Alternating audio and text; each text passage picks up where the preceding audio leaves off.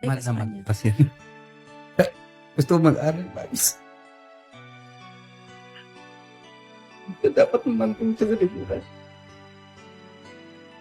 Ayoko magkayaan dahil kaya na lang nag-iisa na anak kung gusto kong makatapos. Kaya nagsikapan ko na, igagapan ko siya, pangako sa kanya.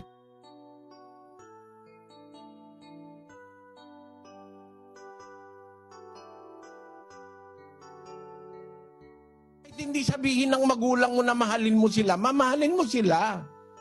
Bakit? May utang ka sa kanila, pinalaki ka eh. Hindi naman pinapautang sa'yo na 10,000 utang mo sa amin ha. Hindi, kaya nga sa Tagalog, kung nag-iisip kayo, merong utang na loob. Ano ba pagkakaiba ng utang na loob kesa sa utang sa bangko, Brad Josel? Yun pong utang sa bangko, nababayaran po yun, Bradeli. Hindi mo kailangang tanawin Sa pagka bangko, may napautang numero yon. Wala naman Opo. sinabing numero magulang mo sa'yo eh. They are just expecting love from you and respect. Bakit na nagkaroon ng tungkuling paaralin ka? Eh dahil sa pagmamahal sa'yo. Eh nag-aaral ka ngayon, hindi ka natuto ng pagmamahal. May mga anak hindi nga napag-aaral eh. Iniwan ng magulang sa kalye eh. Hindi napag-aaral eh. Nalulung sa drugs eh.